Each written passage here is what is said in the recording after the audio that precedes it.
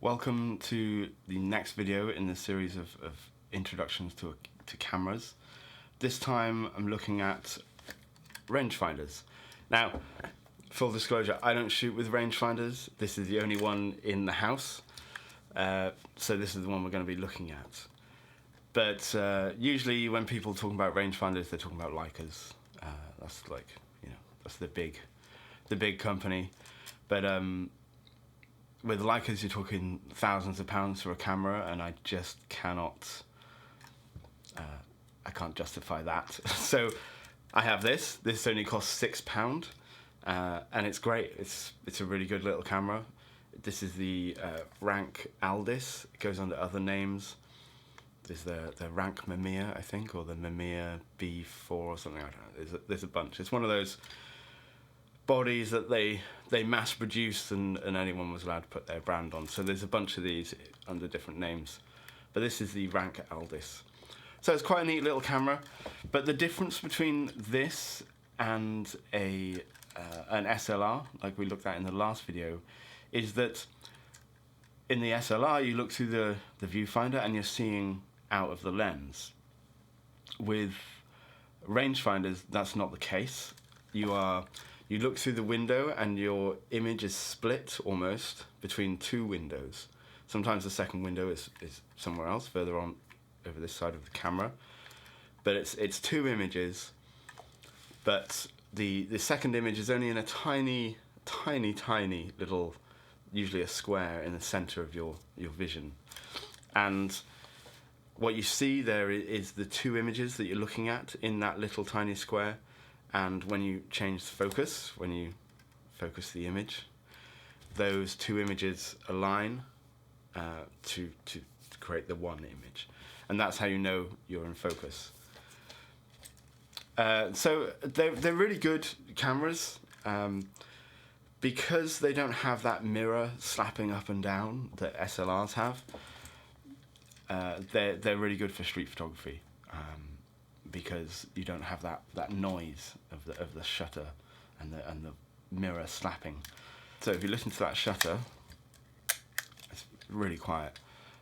I actually shoot with an SLR on the street when I'm doing street photography, but that's just because I don't mind people hearing what I'm doing. I'm not trying to be covert.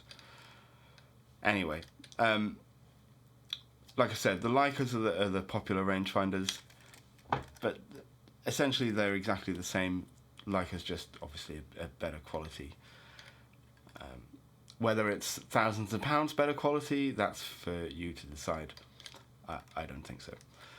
Anyway, so controls pretty much the same as on an SLR. So we've got the film winder here for winding your film back.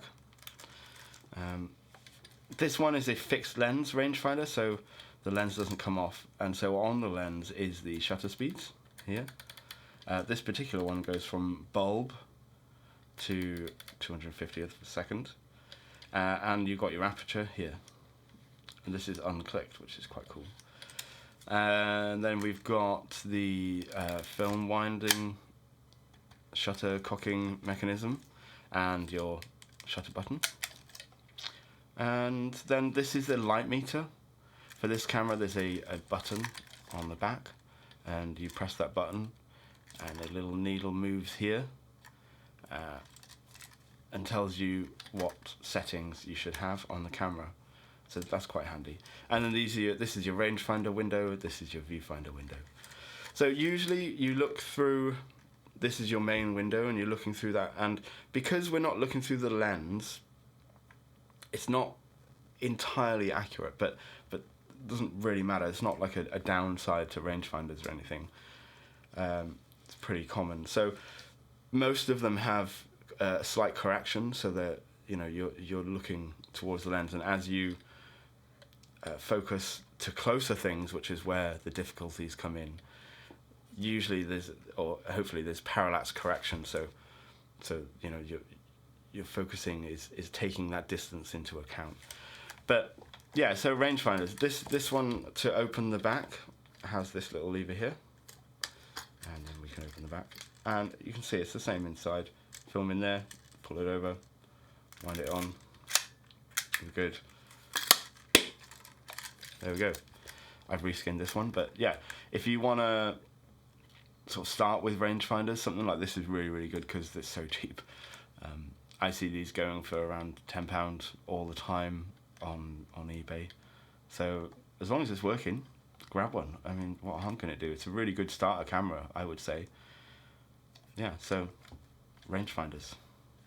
Next one, I'm going to be talking about point and shoots, which are really good fun cameras, especially if you're not fussed about all the tech side of things. So yeah, join me for that one. See you soon.